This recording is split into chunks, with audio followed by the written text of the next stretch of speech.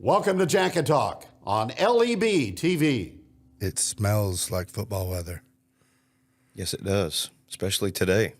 Yeah, that breeze. I don't personally like it. I want it to be 100 degrees, and I want to be swimming in the afternoons. But for a guy like you and a football team ready to rock and roll, this has got to feel pretty good, huh? Oh, incredible. Last evening's practice felt fantastic. Tonight's is going to be great. And it just gives a little extra bolt to the guys that have that helmet and shoulder pads on when it's like this. Yeah. It was different because, we've been doing the Jacket Nation stuff and kind of previewing and prepping and seeing the layout of the field and the water in the back right, but you got the girls and the guys filling the water jugs and helping them, and that was last week. So a little different this week, but yeah, it's second day of school too, so we're officially like all signs point to fall sports and football, right? It's rolling. Super pumped. Every year there's an excitement for all the groups. There's a buzz, bands playing, cheerleaders are practicing. It's just a lot of fun. And I think that, activities are, kind of the front porch of a school, so to speak, and kind of set the tone. And I think that all of our coaches and our kids do a really nice job. And just excited for another year. Obviously, a little different. I think you guys have already highlighted that with some conference change and as always, the high school level, a lot of new faces. Right. And so it makes it a lot of fun. And ultimately, obviously, achieving its primary purpose. And so we're real excited. Well, I'm excited for the season. I know we filmed that video last week too, so we got to see a different side of some of these kids, and I commend you on the behavior and how those kids were prepared and the way they respected us. It wasn't really ready for that dynamic, and to be honest, it was pretty cool to see a lot of yes sirs, no sir, thank you. I'm still mad at them that they made me do push-ups for stepping on the jacket, but I did it. I don't think they thought I could. They were anticipating me making it like 4 or 5, but I did all 10. That's awesome. The helmet is kind of sacred ground, and poor freshmen when they start, they don't know either, and if I don't get them the information soon enough, it's push-up central in there, and a lot of pride, obviously, in that helmet, and so, but I appreciate it. Our kids, we want our kids to act the right way, and certainly that's a reflection of them. They had to make that choice. We can lead the horse to water. That doesn't mean that they're going to drink. We've got great kids, and that all starts at home. I know that there's probably a lot of parents watching this stuff, and great kids starts at home. And we've got great parents here, and I'm proud of our kids on a daily basis. Speaking of that, I know just last weekend was the dad's night, right? Can you tell a little bit about those who don't know what goes on? Because this week is also mom's night tomorrow night. So yeah, absolutely. I mean, we try to culturally involve as many into our program as we possibly can because they're all a part. And so with the dads, their event is a meal after our Saturday practice. And we do a stick activity, which it's a unity stick activity that we have stolen, and we've done it for 20 years here. And pretty much, for the most part, it is symbolic of how weak one of the sticks is by itself, but yet when you bound all of them together, they're unbreakable. And so, we try to relate that with our kids and our dads, and help them to understand that all of them are going to bring something. So on the stick, they're going to write, something that they're bringing to the team, bringing to the organization, and then some mottos that they might have, some key words that might be important to them. And then they've got a decision to make whether or not they're going to, be all in or not, and put their stick in. And our seniors do a little testimonial. So we give them opportunity to come up and address the whole group. And it's a great event. And it kind of kicks off everything in getting our dads involved. And then our moms, we stole the idea that it's kind of it's kind of a nationwide thing right now. We certainly can't take credit for it of a mom's camp or a mom's clinic. Some schools do that, but basically Thursday night we will get our moms out there, and we'll do some drills with them. We'll teach them some official signals. We'll take a lot of pictures. Moms like pictures, and give them a T-shirt and kind of get them involved in that way, because they're extremely important. Arguably, maybe the most important assistant coach that we have is those moms, and it's a team deal. They're a part of our team, and so we want them to know that. Right. And then that kind of, so you got dad's night, and then mom's night, mom's camp, and then senior retreat is this weekend as well, right? Which is another thing you've implemented in your time here, right? Yeah, we've done a senior retreat forever, and it's an opportunity for senior players and coaches to bond a little bit. We allow them to vote for the senior team captains at that event, and we typically do something similar. We go to Branson most of the time. We want to keep the cost somewhat affordable, but we do stay overnight, and it's a lot of fun. I know you as a former football player know that, sometimes you don't remember the games necessarily. You might not remember the practices, but you remember little things like that. Those types of senior retreat trips and some of the other little details are so memorable. And 20 years down the road, you remember back, and we certainly want our seniors each year to have that memory. Well, it's pretty cool to see, because I've seen you've done years on boats at Lake the Ozarks. I think I remember putt. You always usually put a picture or something out there of what those seniors. Speaking of that, Alex and I talked about it last week. We didn't know at the time, but how many seniors this year? We have 14. 14. Okay, because I know I've heard you. I think it was 2014, 2015, you were talking about the importance of that senior class and how it builds on the next year. And me as a football player, we knew you wanted to be a senior, you wanted to have that, but I never really understood. But as I've watched the program grow and how much you've put those seniors out in front and said, hey, young guys, like this is where you need to be. You have this opportunity too. So it's pretty cool to see. But we've talked about some stuff, and I think one word you used a while ago, culturally. I really want to dive into Coach Christian as a husband, a father. So just tell me a little bit about your family. Yeah, 100%. I'm extremely blessed, blessed beyond what I deserve. My wife, Jennifer, we've been married. She probably feels like 50 years, but 27 is the actual number, and it's been an incredible experience, and we've been able to raise 3 children together, and as a coach and an athletic director, you got to have a special spouse, because there's a lot of time away from home, and sometimes perhaps not all that time is compensated as what perhaps it maybe should be or could be. And so they've got to be pretty special in that realm. And I've been so blessed. And Jennifer, she likes all this stuff, and she, likes football. And so that's been, pretty awesome to have. And just having her as a partner in the thing. And then my children, that just the same, blessed beyond what I deserve. I credit them to my wife.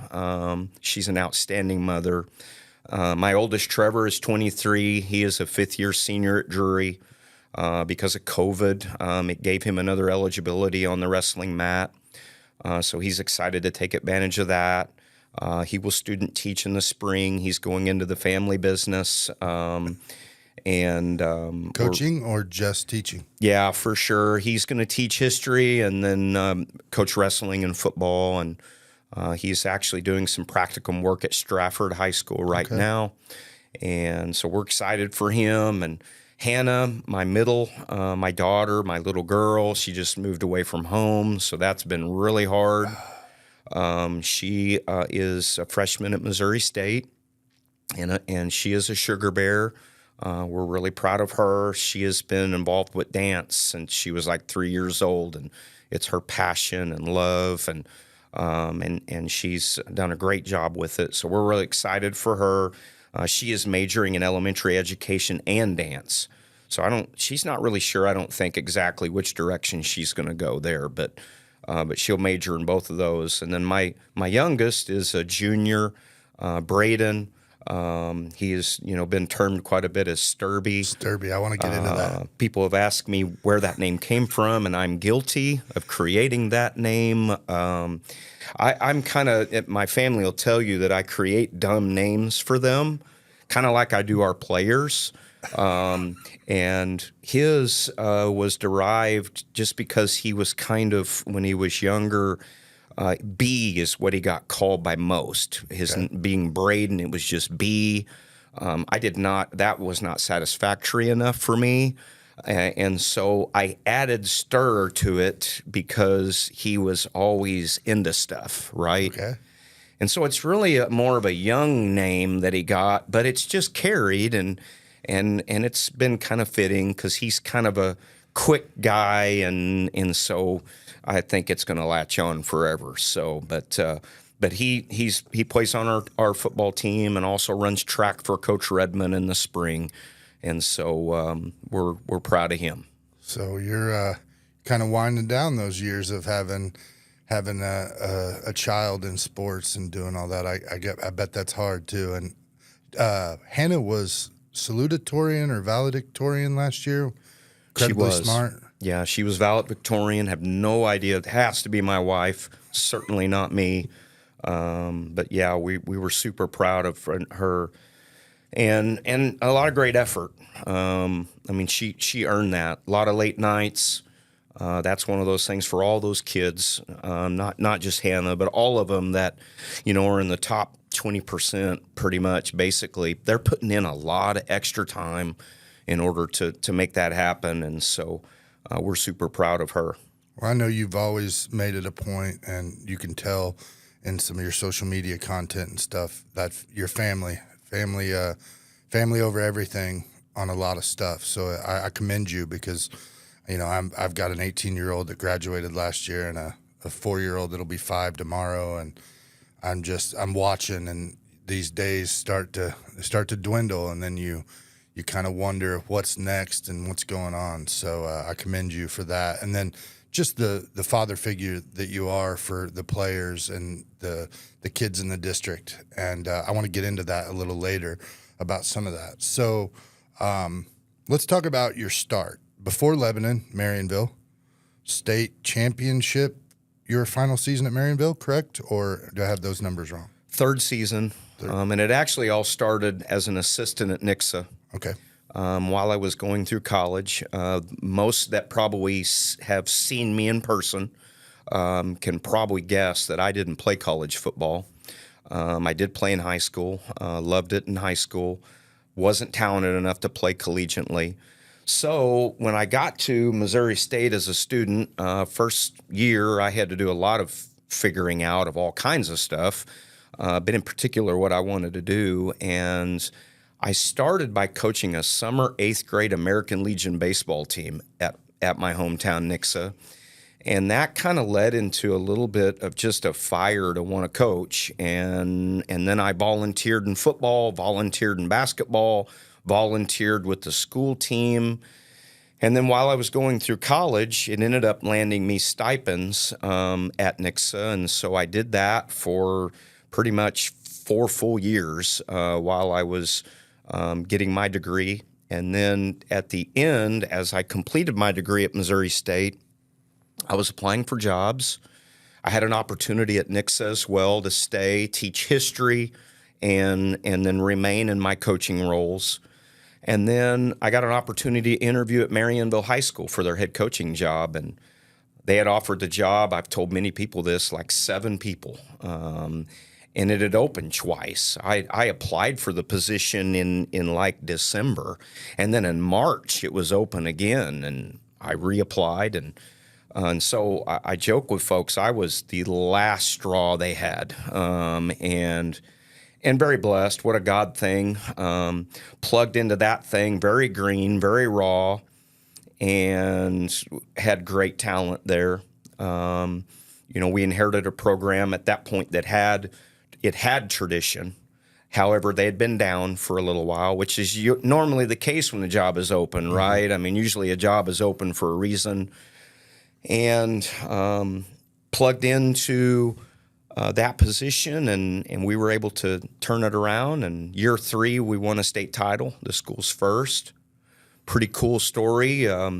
My starting running back and linebacker, who was a junior on that team, just won Marionville's second state title this last year, Peyton Grubbs. Grubbs, right? And so that's pretty cool for an old sentimental guy like myself. And then that following year, the 4th year, we got beat in the semifinals by state champion St. Vincent. And after that year, it was really big on me to get in a place where me and my wife could be in the same town. Jennifer worked at Logan Rogersville High School, and I worked at Marionville. We lived in Nixa, and we just wanted to be in the same town, so we were looking for options. And I interviewed at like 4 places, and Lebanon was the one. And God just made it all work. One step after another, from our home selling and just everything. It just all fell in place, and it obviously has been just a tremendous thing for us. And it wasn't easy, without any stretch. You'll probably ask me about more stuff on that, but certainly it has been an awesome deal. Well, yeah, and that leads perfectly into some of the questions I've got for you. 2005, you come to Lebanon.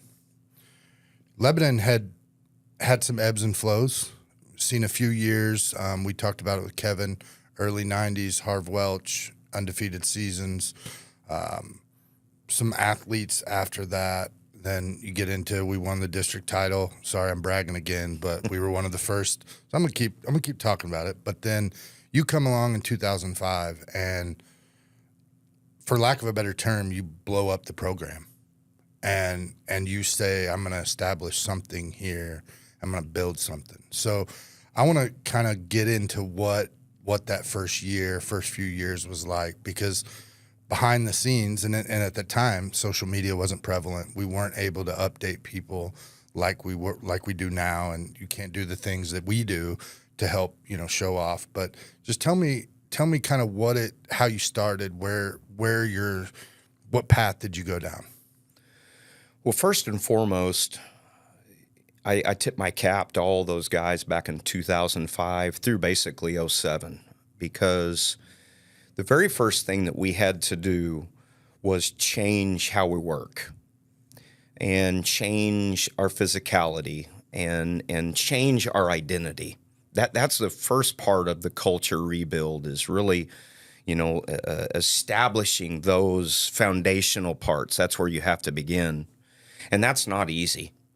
And those guys, they deserve, we need to have like an 05 night where they have a shirt that says, I survived 05.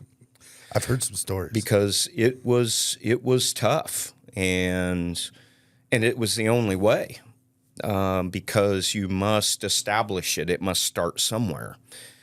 And what we were in the midst of was also trying to establish pride in the program. And that was not easy. And honestly, where that really exploded was when we got to the youth program, right, which I can tell everybody a major mistake that I made in 05 was not starting there. We started with the junior high through high school project, which kind of was enough, right? However, the youth program was not in a spot that it needed to be to grow the program as a whole and do it in a way that would be continual. It was kind of in its own lane, so to speak. It was its own lane, and those guys did great. So, any listener that was in charge of that or a part of that, I'm not throwing you under the bus. However, it just wasn't driven to build a program. And so I went down and visited with Webb City at that time. and really honestly stole everything. Every single part of their youth program, John York, who was our very first director in '07, we implemented. We put Lebanon uniforms on everybody, and that was probably the biggest thing that I got my rear end chewed, is that, kids couldn't wear Raiders jerseys or, whatever else. I was a Chief back in the mid-'90s. Chiefs jerseys and so all of that. And then, of course, the lottery, where we established the teams, and then eliminating the all-star teams.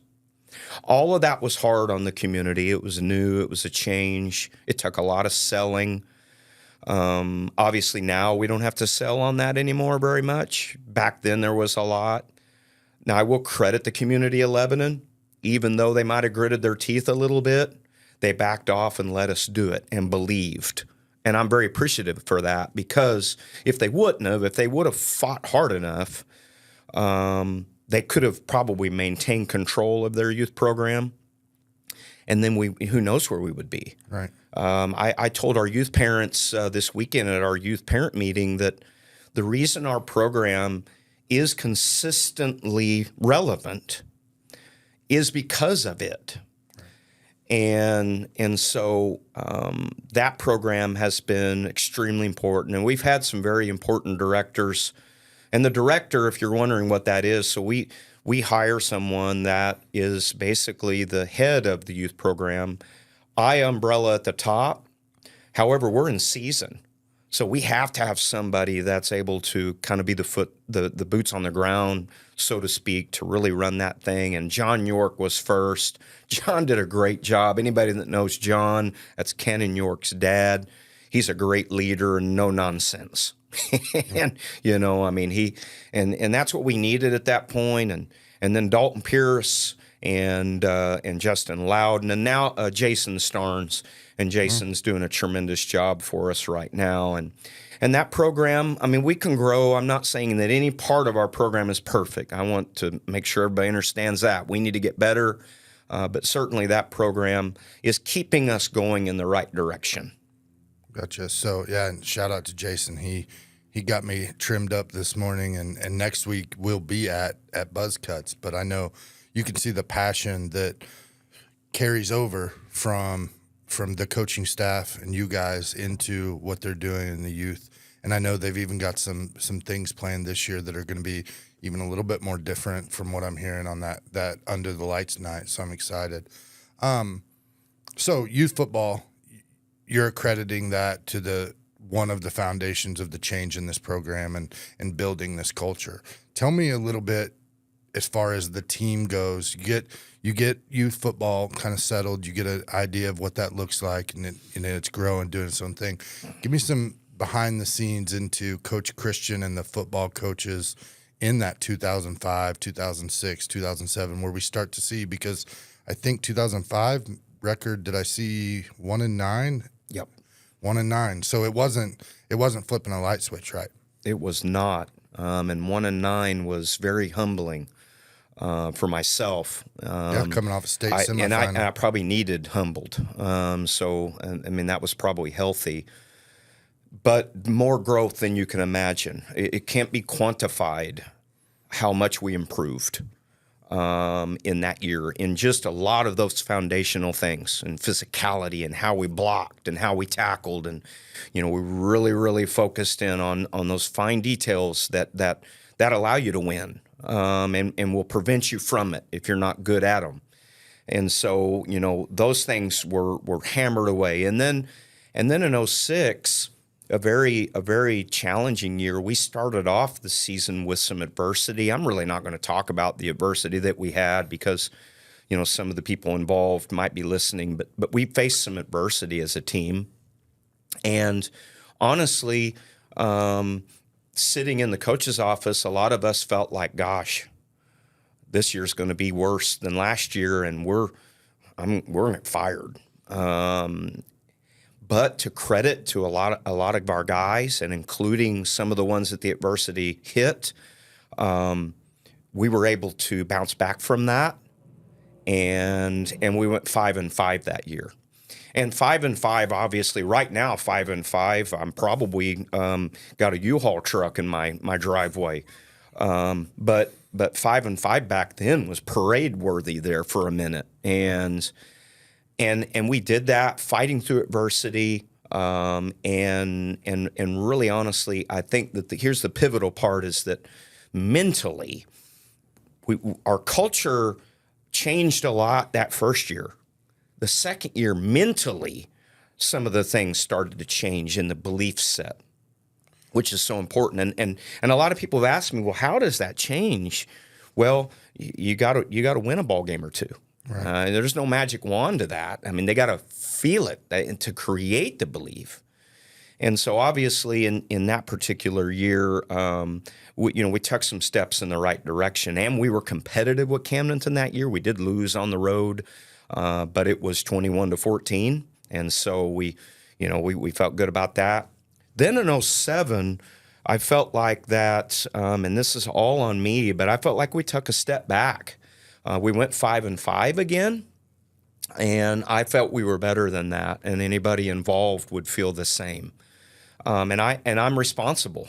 We just simply didn't push all the right buttons to really take the next step from where we had went in 2006. And we did a lot of evaluation. We're a very reflective program every year. What do we need to do? And we took a lot of evaluation. And the biggest thing that we felt like was that what we were doing offensively, and we came doing what I came from Marionville with, which was the I. I'm in the core of cores. I'm an I guy. And tailback, fullback. For those that don't know, we're two tight end set. Too tight. We would have some variant formations. We'd be pro a little bit. Okay. But I love two tight ends with a flanker, I formation, and it's nothing fancy. Inside ISO, outside ISO, counter tray, fullback trap, counter pass, just good, solid, hard-nosed football. Which at Marionville won 36 ball games in a state title, and so that's what we did. But here, at least at that time, with what we had, I learned very quickly that as a head coach, I needed to do a better job of making sure that I'm putting circle pegs in circle holes and square pegs in square holes, and not the opposite. And so what we did there during that time frame was in 2008, we went to the spread. Right. The popular. And, well, kind of. It's popular now. Yeah. Then, actually, we were only 3 teams in the OSARC conference then that were spread. A lot of the other teams were a lot of different stuff. So I felt like it also gave us an advantage at that time because people didn't defend what we were doing. As well, because they hadn't seen it. So it definitely helped us offensively. We were much better. It hurt us a little bit defensively because our defense was on the field a little bit more. Anytime you throw the football a lot, that's going to happen. Time of possession is going to decrease. But it definitely gave us a life. And we went 7-5 that year. Still not anything to, go to town with, but definitely an improvement. The first winning season in 10 years, I believe. And I think most notable for that group was that we beat Camdenton in beating the 15-year drought, beating them at the jaws of death. One of the most magical games I've been a part of in 29 years of coaching. Just magical. And that season really was for our current era program was I think really instrumental in the belief realm. There's no doubt in my mind that 2005 established the foundation. Right. 1-9, hard hat. Come to work. Lunch It pail. established it all. But without question, belief-wise, where we believed we could beat anybody, it happened in 2008. We played Ray-Pec in the playoffs that year, so it was our first playoff appearance also since your group in 2000. And, we felt really good about things. And and it kind of span off from there. And then I know a lot of people are probably wondering, well, what changed that made us go to Flexbone? The same thing that made us go to the spread. We, towards the end of our spread tenure, which would have been a Brock West campaign in 12 and 13 and 14, we were forcing spread on a team that it wasn't fit for. Right. And then we went to work establishing what would be the very best fit for us with what we have. And not just now, but again, remember, we have control of the youth program. Right. So we kind of know what's coming too. Right. And so without any question, the Flexbone was the most multiple ground attack that we could do. Flexbone is very multiple. I is awesome. I love the eye, but it can be rather not multiple at times. Mm-hmm. And rather predictable sometimes. You've got to be better at the point of attack. But however, the Flexbone is very multiple. Teams have to defend an entire field with the Flexbone, just like the spread, which a lot of people don't know. They think, well, they run it every time. And we do. But we can attack you the entire field on any play. And we can get the football into literally 4 guys' hands on a run play on any snap. And so it's so effective. And so at that point, I am not a Flexbone guy. I've learned so much over the course of since we implemented it in 15. I hired a Flexbone offensive coordinator in Brian Summer. Brian has done a tremendous job with the offense since taking it over then. We continue to grow in it. Our sabbatical mecca is Harding University, right. The defending national champions in Division II football, who Jax Glendinning has verbally committed with and is going to sign with them. And they are probably right now the gold standard. And then, of course, most people will know that the academies run it right. with Army and Air Force and Navy. And so... And a lot of them, look at those and say, well, why do all the academies run it? Is it like a military rule? And really, no, it's not. What it is that it's one of the most disciplined offenses right. that you can run. And you think about discipline and how much more fitting is it than with the academies. Right. And so anyway, that is rambling, but kind of a little bit of some of why and how with our offenses. So you mentioned 1-9 to 5-5. You meant so that third year, 5-5 again, right? Or am I getting mixed up? The third year was 7-5. So okay. 5-5, 5-5, 7-5. Okay. So you what would you say? Do you feel like you got a little complacent? Maybe do you feel like whether coaching staff or players, from going from 1-9 to from winning 1 game to 5 games, like I know as a player, you feel pretty good. Like you obviously want to go undefeated every year, but what do you think kind of led into that? What you felt like was a letdown, but in reality, I mean, it was improvement or progress. Yeah, I don't feel at that point it was complacency, and I also don't feel like that. Honestly, it was a letdown on our players' behalf. I think we were still learning how to win against some people. Mm-hmm. But I really just think that, honestly, at that point, schematically, it wasn't working. Right. And we had to do something different. And honestly, I mean, I feel like, and John Franks, who was a longtime defensive coordinator for 11 years, was with us at that point in time. And, he would tell you that, I mean, it was probably one of the best decisions we made at that point. Just injecting life into the program and fitting our people the best. Right. And I challenge coaches in every sport that don't, I think you got to have an identity. You can't change who you are just constantly on a whim, or you won't be able to establish a program. However, I am a big believer that if you are trying to do something just because you've always done it a certain way, and you don't have the people that can do it well, then you're asking for failure. Right. And so that's kind of where we were at that point in time. And so we go into '08, we make that change. And then with that and the excitement and it fitting us better, so we played a little bit better, then we knocked off a few more people that we hadn't. And then that confidence continued. There were other times in the 20-year journey where complacency was battled. Right. And honestly, at times, even like some last year and the year before, we have to battle that.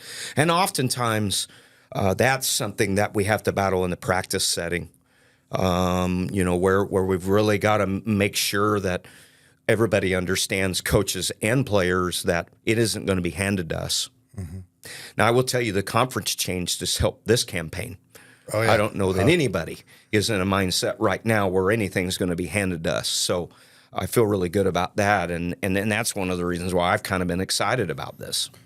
Gotcha. So as you've built the program, you've established the culture. One thing, you've alluded to it with a couple of examples, but tell me a little bit how important the staff continuity and developing those relationships, because I know Trey and Alex have both mentioned it on previous, but just tell me a little bit, because you did, I think your first loss as a program with a coach was when Coach Franks went to Rolla to be a head coach. Phil, a lifelong dream for him. So just tell us a little bit about that and how much it means to the program. 100%. I'm glad that you brought this up. We talked about the youth program, obviously. I would say that the second leading reason for our program's development is our coaching staff, no doubt about it, and their commitment. And not just at the beginning where it was harder, and we had those guys stick. And guys that, honestly, we inherited that had been here, that were open-minded for a young guy to come in and bring new ideas, and some of them dumb, But guys like Mark Whitaker, who just retired last year, but he was at practice yesterday. little tab for Mark. Mark was with us in the grind. Kerry Amsberg. Yep. These are a couple of veteran guys. Mike Palmer was with us for a long time. And so we had a host of guys. A guy that I've talked about before in the community, but Zach Tucker. Zach Tucker's our head middle school coach. He's been with us all 20 years. Where do you find that? I remember when he came to town. It's just remarkable, the commitment.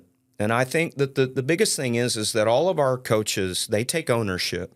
They know that they have a part and a big role, and that the success they have responsibility in.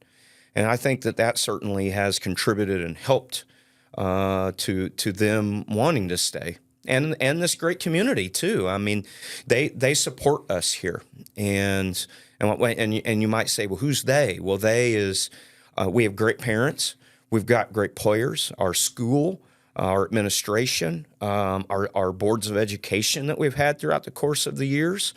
We've had to have had support in order for this to be a reality, and certainly we've had it, and their continuity is important, and continued continuity too.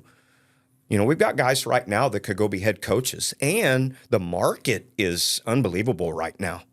I mean, I can tell you scenarios in the state where guys are getting hired as head coaches that, I mean, their experience level doesn't match the job. Mm-hmm. People are not going into this profession right now, teaching or coaching.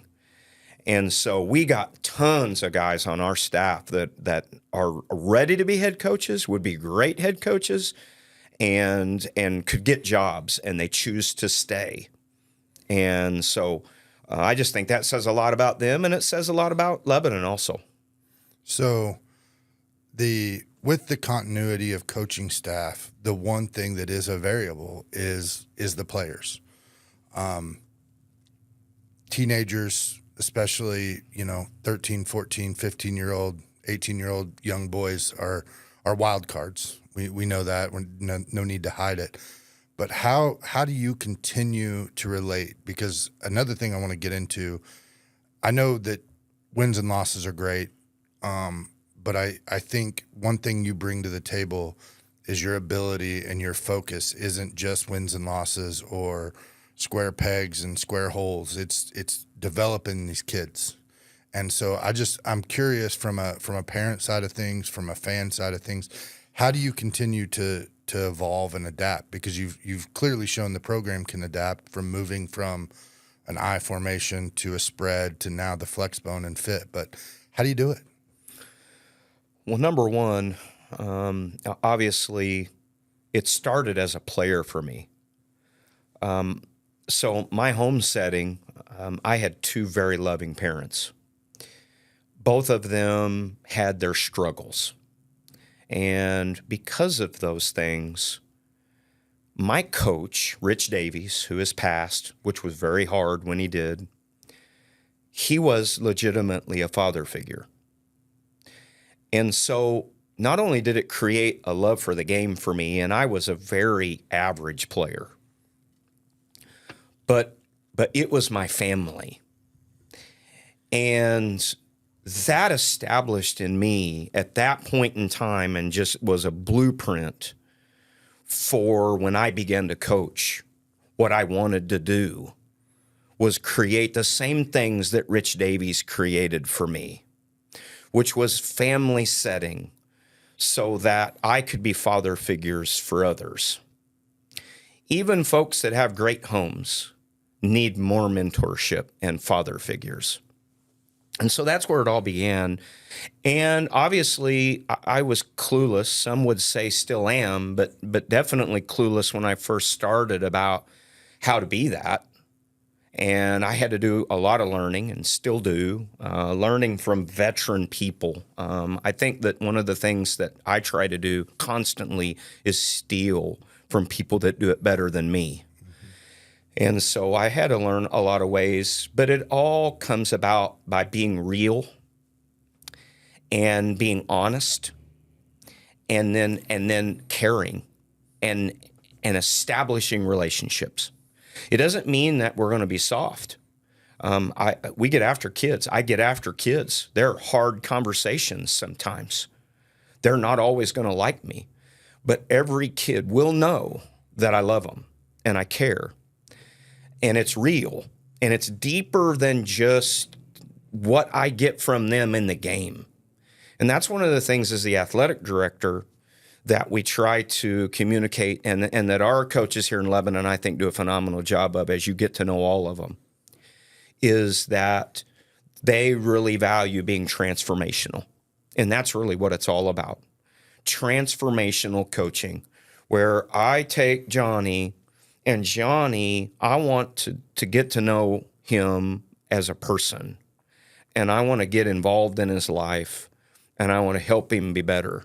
And that's the only way that happens.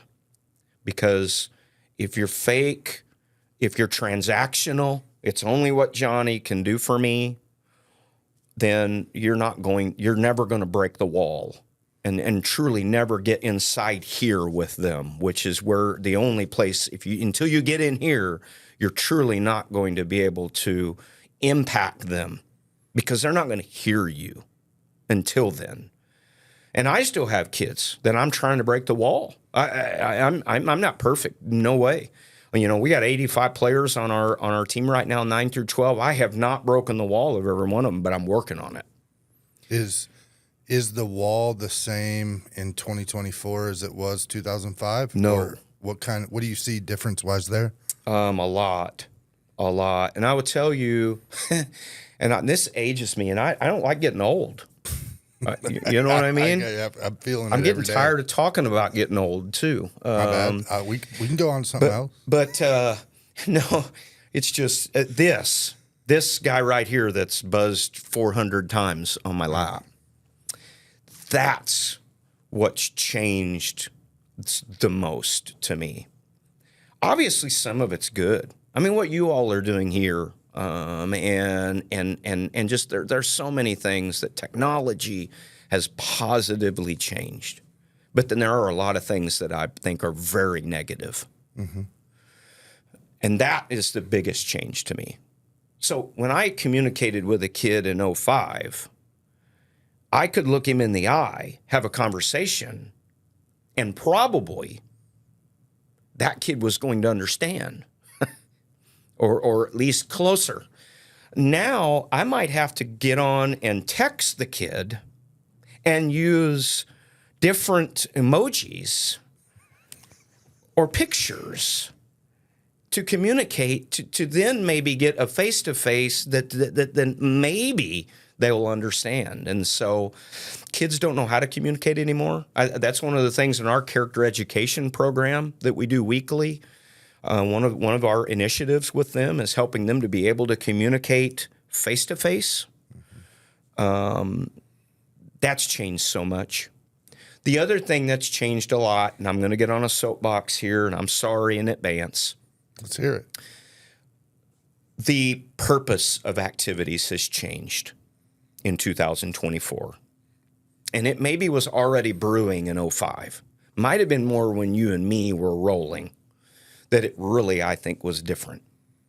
In 2024, activities are viewed as entertainment, not only for the kid, but for the parent. They are viewed as, what am I going to get from it? Could be monetary, scholarships, NIL. It could just simply be pride from playing time. I truly believe, at least in 1994, that activities were at the core believed to be still in a spot where they taught life lessons. Number one, I'm going to learn how to be on time. I'm going to learn how to keep my mouth shut and say yes, sir, no, sir, yes, ma'am, no, ma'am, and not backtalk. I'm going to learn how to hustle. I'm going to learn how to be a good teammate. I'm going to learn how to be able to encourage somebody else when they succeed and not be jealous. Mm-hmm. I could go through 100 different things.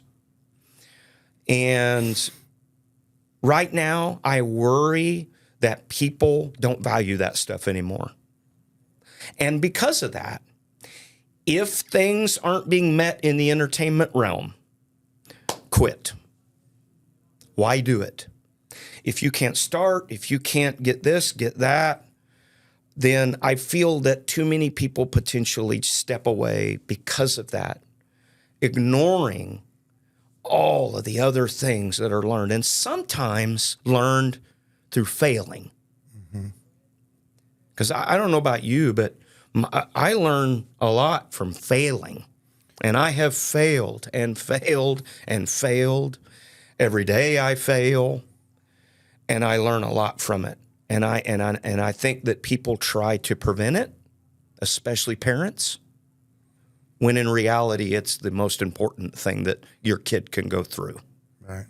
Well, and I think I'm going to put a little opinion in here, but I think from a failure standpoint, it's so more out there when we fail, which then, ultimately starts the domino effect the other way, because you're worried if social media all look dumb or that people will find out. And so it's neat to see how you've blended that, because I know a couple of the players. I know one in particular, and I'm watching him play and what he's went through and some of the things, but I can't fathom that in 2000, my senior year, if the world could see what was going on at home, or just the times that people think they're helping, but then maybe it's not help, and then they're being battled across.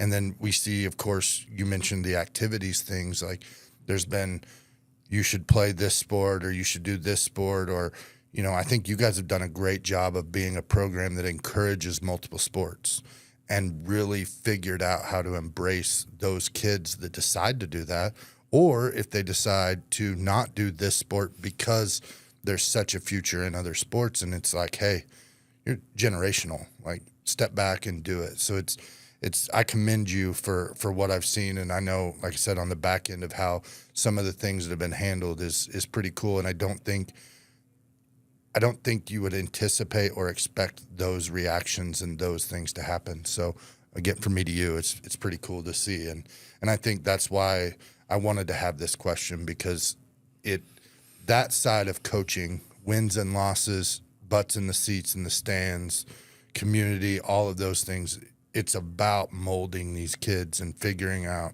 what makes them tick and how you relate to them, because we deal with it in the world that we live in, and what we're trying to do is how do we show a potential client or whatever that we're doing what they're already used to doing. It's just it was this way. So pretty cool. Got on my soapbox there. You had yours. I had to get on mine. But I think you're right. Not to interrupt you, but 100% right on player pressure has never been greater, and they don't know how to deal with it. That's not something that most people are born with. And I'm 100% wholeheartedly agree with you that when you and I played, there wasn't even a close percent of what kids have to deal with right now. Mm-hmm. No doubt about it. They're just getting hit from all angles, no matter what they do, and it's loud. Mm-hmm. That's the other thing. Is like, before newspaper, media, all of that sort of thing. But it just seems like now you hear the term, the echo chamber, like just bouncing left and right, this, that, or the other. And to just continue to see that build and that consistency, you mentioned that earlier too. It's been about consistently showing up for your teammates, showing up for your family, showing up for your coaches, for your teachers, your brothers, your sisters. You've always been, or at least in the last few years, you've had that word. We had this discussion last week. You've had a word every year, and they've been ICE. They've been standard, this year's standard, row, things like that. What is a Coach Will Christian's word outside of football? How do you dive in and really focus and grow? Because that's the other thing. Like you're being coached, or you're trying to get better at your profession, just like you're trying to transform these players and these other coaches. How does Will Christian kind of do that? Without question, I need to get better, and that needs to be a desire. I think anybody in any profession, the point in time that they stop viewing that they need to grow, decline is coming in a major way. So a word is faith. My faith is very important to me. In just every aspect of my life, God has been present. I'm probably the biggest sinner of anybody listening to this thing, and truthfully, without God, there's no way I would be where I'm at in this program. Period. And so that's my primary, I guess you could say, word that kind of encompasses the direction that I go. So then, how do I grow and get better and improve? I saw a quote one time that I've always kind of stuck to, and I kind of struggle with this a little bit. But if you're not reading, then you're not leading. And so I'm constantly trying to read, and I don't really like it. And I no English teacher watching this, don't shoot me. I sometimes kind of have to push. But there's so much growth in diving into somebody else's story, right, to somebody else's way. And so I'm always trying to find nuggets that I can get better as a person. So I do reading from the standpoint of personal growth, but I also do a lot of reading for our program, and as just a leader overall. I mean, obviously, as the athletic director, I'm charged with serving, and I've got to be able to show all that what a leader is supposed to look like. Right. And I don't know everything, so I've got to grow in that area. So I got to do a lot of work on leadership development in myself in order to help others implement it into our kids. And so that's kind of that's the how, and it's nonstop. So if you could, you mentioned earlier, steal, I say rip off and duplicate. There's a lot of different ways you can do that. But who are some of the coaches or leaders that you have always looked up to or modeled your coaching career after? Gosh, there's so many. This is a hard question. I mean, obviously, I already mentioned it started with my high school coach. And then, coaches that I started working for were instrumental. Matt Stringer was the head football coach at Nixa when I was there. And I worked for Mark Overstreet and Clay Hanna at the freshman football level when I first started. I learned a lot of stuff just by being hands-on. I learned a lot of stuff from Jay Osborne. I worked in his basketball program for 4 years, Hall of Fame Nixa basketball coach. I didn't even play basketball. However, got a chance to coach there and part of a state championship basketball team and coach basketball after that as well at Marionville. And I learned so much from that different genre. Howard Greenwood at Nixa, who I worked for in the baseball program, I learned a ton. And then observing others.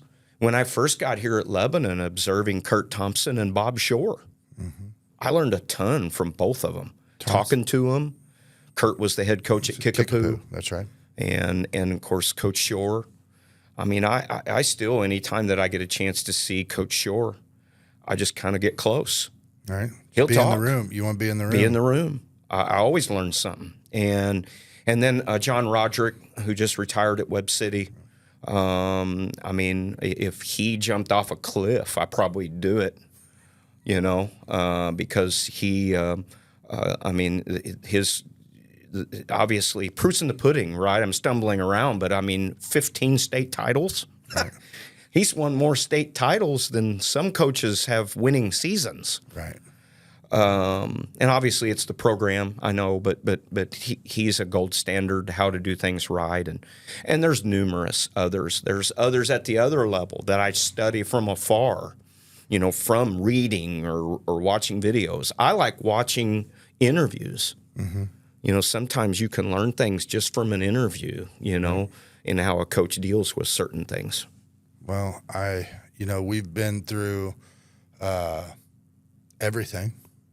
It's weird to have a hard stop, but we're getting late on time. I've personally accomplished and wanted to hear some of these things straight from you. I hope folks watching, one question I do have, and Brian wrote this on the board after we started, but how do you do it? How do you make it from, Trey mentioned it, Friday night football game to a cross country on Saturday to Saturday morning to a softball game on Saturday night? How do you compartmentalize activities director versus head football coach and do it so well?